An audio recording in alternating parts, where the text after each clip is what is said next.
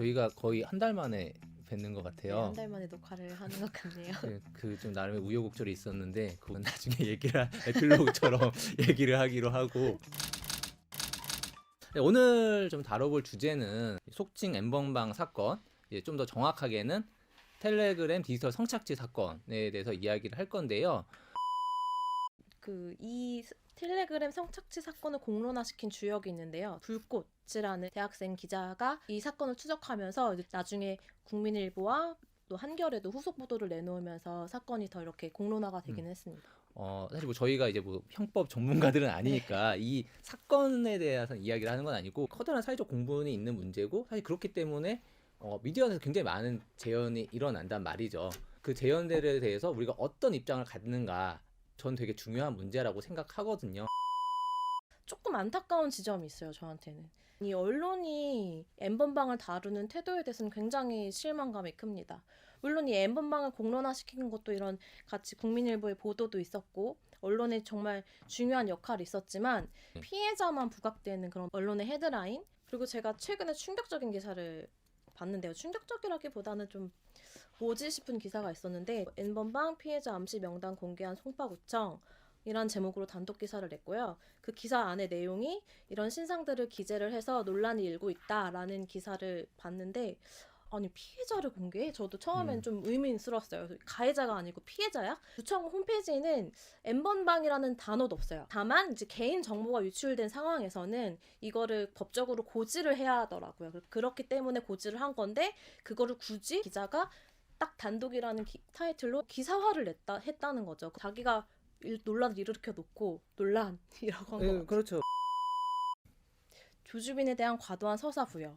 정말 그걸 우리가 알 예, 이유가 있을까요? 인 거죠. N번방보다는 조주빈에 대해 더 주목이 되고 이 사람이 정말 거대한 그 악당 빌런처럼 나오는. 네, 그렇게 하면 뭐가 편하냐면은 조주빈을 악마화할수록 여기에 대한 다른 사람들 책임이 지워져요.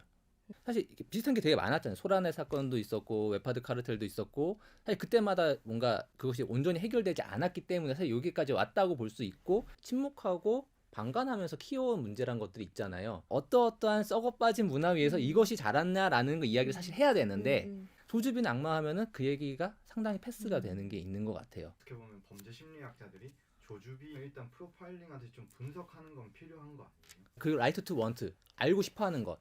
그러니까는 대중들이 알고 싶어하는 것들이 막 그런 게 있죠. 뭐 공항 패션이라든가. 근데 그것이 알 필요는 아니잖아요. 라이트 투 니드, 이 정보가 정말로 공적으로 의미가 있는가, 알 필요라고 하는 거에 있어서 언론의 역할이 되게 중요하거든요. 조주빈의 뭐 프로파일링에 있어서 구조적인 맥락을 좀 짚어낼 수 있고, 우리가 무엇을 바꿔야 되는지를 뭐 알 수 있다면 모르겠는데, 그게 아니라 뭐 얘가 어땠어요 저땠어요라는 얘기는 그걸 꼭 알아야 될까요? 라는 싶은 거죠. 굉장히 많은 여성 연예인분들이 목소리를 내주셨어요. 이제 그 배우 하연수 씨 같은 경우는 아까 말씀해주셨던 국민일보 기사를 이제 공유하면서 여러분 많이 읽어주시고 관심을 가져야 됩니다라는 얘기를 하셨고, 또 뭐 배우 손수연 씨나 뭐 또 걸스데이의 혜리 씨, 뭐 많은 여성 연예인분들이 이게 목소리를 내주셨어요. 근데 거기서 끝나면 안 된다는 거죠. 왜냐하면은 이분들이 이런 발언을 할 때 굉장히 많은 사회적 부담을 지게 돼요. 그 얘기를 함으로 해서 져야 되는 그 어떤 부담이나 이런 것들에 대해서도 우리가 어느 정도는 나눠질 거에 대해서 고민을 해야 된다고 생각하거든요. 최근에 어쨌든 이 건에 대해서 얘기했었던 남성 연예인 중에서 제일 이제 좀 유의미한 발언을 한 게 버벌진트 씨라고 저는 생각을 해요. 그 자살한 가해자들에 대해 약간 조롱하는 걸 올렸다가 나중에 어떤 비판들을 받았을 때 사실 뭐 거기다 사과하진 않았고, 다만 이제 뭐 오히려 내가 한 이런 좀 약간 좀 장난스러운 것 때문에 오히려 이 이슈가 좀 더 좀 묻힌 것 같아서 거기도 좀 미안함이 있다라는 것과, 그리고 되게 중요한 얘기죠. 내가 이 정도 공격을 받았는데 만약에 여성 연예인이 이 정도로 했었더라면 엄청난 비난을 받았겠죠. 그러니까 거기에 대해서 버벌진트 씨가 그 얘기를 언급한 게 저는 되게 좋았다고 생각을 해요. 네. 맞는 말을 하더라도 서로 지는 부담이 다르다면은 부담을 지는 게 적은 쪽에서 좀 더 나서는 게 저는 맞다고 생각을 하는 거예요. 예.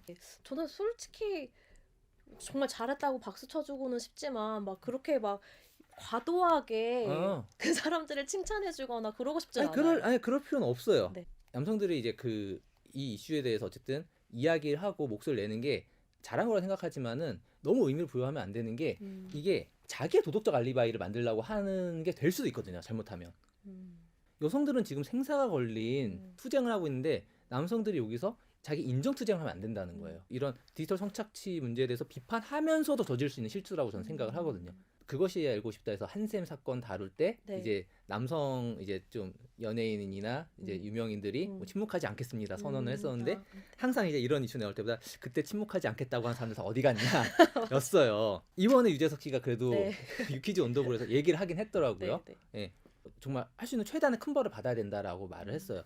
그걸 유재석 씨가 얘기했다는 거는 분명히 의미가 있다고 생각하는데 그런 소위 개념 발언 하나로 끝나는 건 조금 아쉬워요. 디지털 성착취 사건이라고 하는 거는 어떤 소수의 정말 나쁜 놈들 통해서 만들어진 거지만은 걔네가 갑자기 툭 튀어나온 게 아니란 말이에요. 되게 오랫동안 야동 농담 되게 많이 했어요. 사실은 그때는 다들 그래도 된다고 생각을 했죠. 그냥 그게 뭔가 쿨하다고 생각하고 뭔가 자유롭다고 생각하고 근데 사실은 그게 이제 아니었다는 게 저는 밝혀졌다고 생각하거든요. 거기에 있어서 지금까지의 남성들이 그 유지하고 있었던 어떤 문화 안에서의 내가 갖고 있던 방관이나 이런 것들은 없었나에 대해서 자성까지는 아니더라도 예전엔 그렇게 했었지만 이제 지금은 좀 안 될 것 같다. 좀 이러이러한 것들이 이런 문화를 키워온 건 아닌지 좀 생각해 봐야겠다라는 정도를까지 간다면 방송계에서 정말로 이제 많은 게 또 바뀔 수도 있잖아요.